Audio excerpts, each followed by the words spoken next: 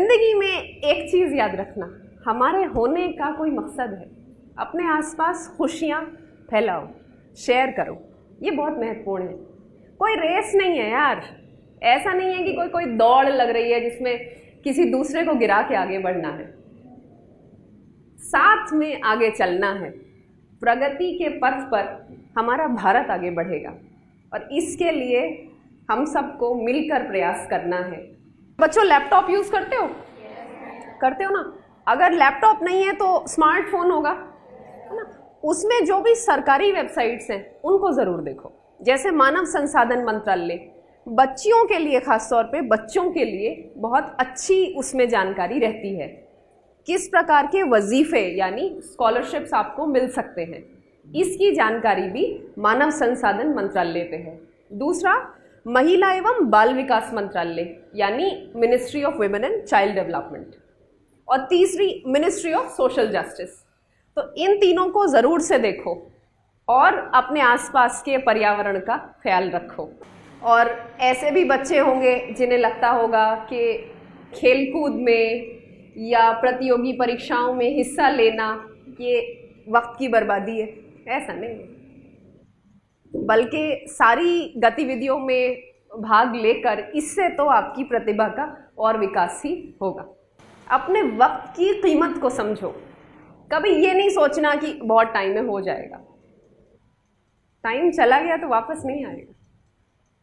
अगर मुमकिन हो तो समसामयिक घटनाक्रम पे पैनी निगाह रखो। आपके आसपास जो कुछ हो रहा है, मैगजीन्स, रोज़ाना के अखबार, ये वक्त की बर्बादी नहीं है। समझ रहे हो? अखबार पढ़ने से, चीज़ों को समझने से आपके आसपास जो घटनाक्रम हो रहा है उस पे नज़र रखो। एक पत्रिका आती है योजना नाम की, ये 22 रुपए की है। इसे हर महीने पढ़ो। तो ये प्रकाशन विभाग की है, बहुत अच्छी है, बहुत तुम्हें मदद मिलेगी। और दूसरे, इंडिया 2020 अब आ जाएगा, यानी भारत 2020। तो इसमें क्या है दोस्तों कि जो भी समसामयिक घटनाक्रम होता है, जो भी भारत में पिछले 1 साल में हुआ होता है, ये उसमें कंपाइल्ड होता है। आप देखोगे, जब इसको पढ़ लोगे तो अपने आप आपका जो समझ का, जो आपका दायरा है, बहुत बढ़ जाएगा। कोई महंगा नहीं आता, मुश्किल से 300 रुपए का होगा 1 साल में, तो रोज़ का 1 रुपया भी बचाओगी तो ले पाओगी। अपने इस सपने को पूरा करो। और लाइब्रेरी जो है, पुस्तकालय अगर मिल जाए तो वहाँ बैठो, नहीं है तो अपने सब बच्चे कोई ऐसी जगह बना लो जहाँ आप लोग एक कुर्सी और मेज़, सुकून से एक एकांत जगह बैठ के और पढ़ो। मेहनत करो और अपने आप पे भरोसा रखो। ये माध्यम की भी जो बात है ना बच्चों, कि भाई कौन सा माध्यम हो। अब क्या है, रीजनल भाषाएं भी बच्चे ले लेते हैं यूपीएससी में। माध्यम वो चुनना जो आपको अच्छा लगे।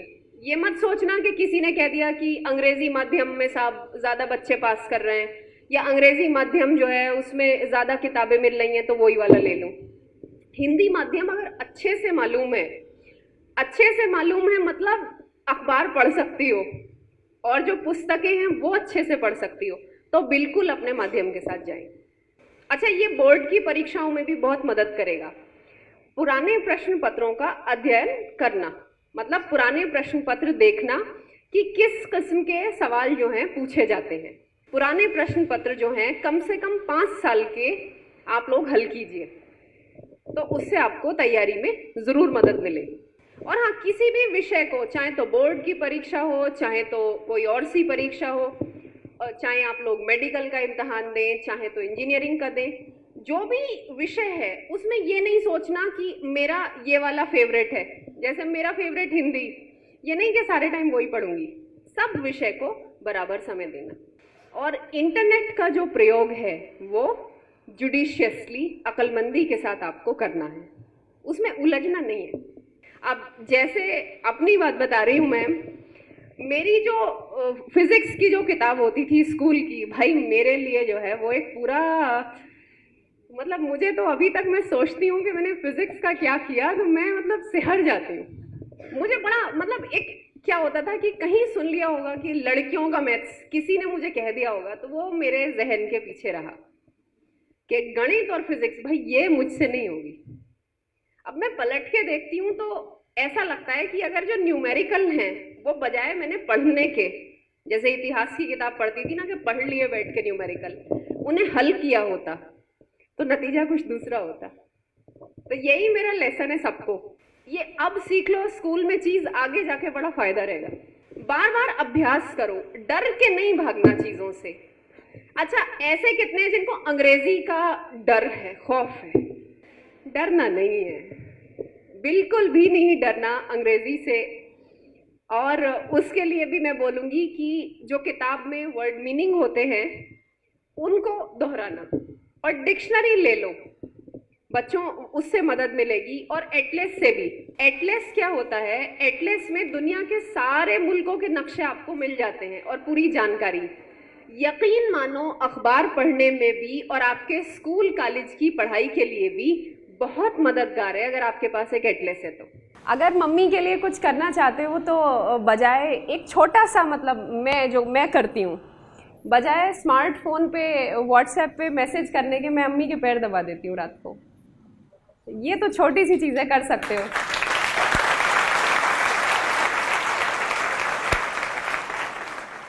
तो यहाँ जितनी भी छात्राएं मौजूद हैं, जितनी भी बच्चियां हैं, उनसे मेरी गुजारिश है कि 12वीं कक्षा के बाद रुकना नहीं है, घर नहीं बैठना, ड्रॉप आउट नहीं। क्या करोगी?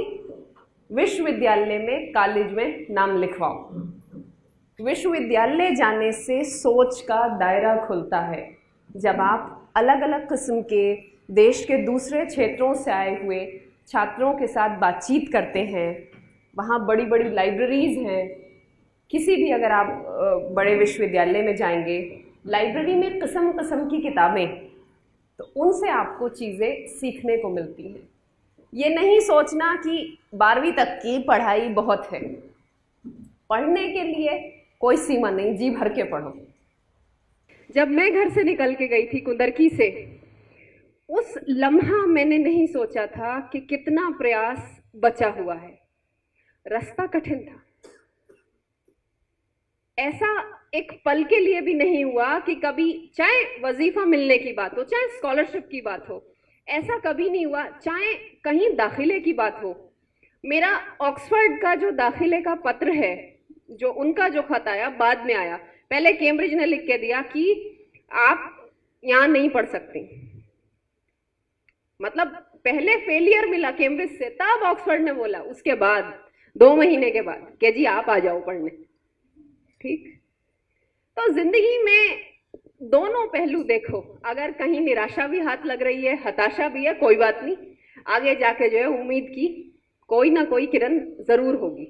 अगर कोई ऐसी बात कह रहा है कि लड़की है हाथ से निकल जाएगी, ये है वो है, तो मेरी अम्मी ने तो ये हमेशा सुना कि दिमाग खराब कर रखे हैं इसके, कभी यहाँ कभी लंदन को चली जा, कभी पेरिस को, कभी न्यूयॉर्क को, क्या लगा रखा है, जहाज़ों में उड़ रही है, पैसे कहाँ से आ रहे हैं।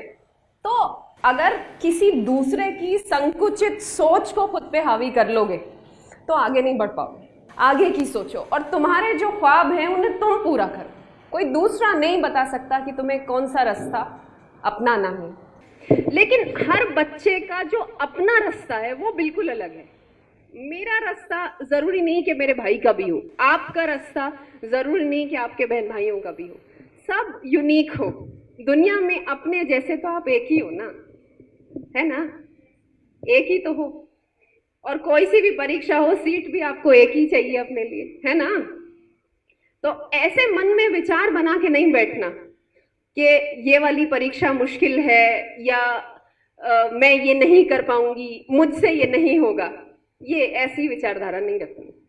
तो बस खुश रहो, अपने आसपास खुशियां फैलाओ और बच्चों किसी से भी, चाहे कि किसी बच्ची का दुपट्टा ज़्यादा सफ़ेद धुला हुआ हो, चाहे कोई ऐसी हो कि उसके पास एक ही दुपट्टा हो स्कूल आने को, तो उससे इस चीज़ के लिए जो है ना दिल में ये मत रखियो कि ये वाली जो है इस पे ये नहीं है, या इसकी पेंसिल जो है वो हमेशा आधी है, या स्कूल जो है 2 पेंसिलें नहीं ला रही, एक ही ला रही है, या अपने साथ जो स्कूल का जो लंच बॉक्स ला रही है उसमें खाली रोटियां ही हैं। कोई ऐसी भी होगी जो रोटी प्याज ले आएगी नमक के साथ, कोई ऐसी होगी जो अचार पराठा ही लाएगी, कोई ऐसी भी होगी जो फॉयल में रख के लाएगी खाने को। इसके लिए नफरत, समझ रहे हो? लाल बहादुर शास्त्री, जब मैं बड़ी हो रही थी, मेरी ज़िंदगी पे सबसे ज़्यादा अगर बड़े होते हुए किसी का असर पड़ा वो लाल बहादुर शास्त्री जी का। अम्मी ने मुझे बताया था, अगर मैंने कभी शिकायत कर दी कि अम्मी ये हो गया वो हो गया, अम्मी ने बताया कि शास्त्री जी दरिया पार करते थे किताबें सर पे रख के, और आगे चलकर भारत के प्रधानमंत्री बने। नेताजी सुभाष चंद्र बोस कितनी दिक्कतें उठाई, मगर आज भी अमर शहीदों में नाम। नेल्सन मंडेला 27 साल जेल में रहे, आगे चलकर नोबेल प्राइज मिला। कैलाश सत्यार्थी जी, नोबेल प्राइज मिला। रास्ता लंबा था, है ना? तो ये याद रखना, कोई सा भी बच्चा हो, कोई कमी है, किसी का चप्पल हो सकता है कि घिस गया हो, नहीं कोई बात, कपड़ों से, चीज़ों से, किसी के अच्छे खूबसूरत महंगे बस्ते से, उससे आपकी शख्सियत नहीं बनती। शख्सियत बनती है आपका दिल दिमाग कैसा है, क्या आप मुल्क को दे सकते हो, ये महत्वपूर्ण है। ठीक, अच्छा जी, शुक्रिया।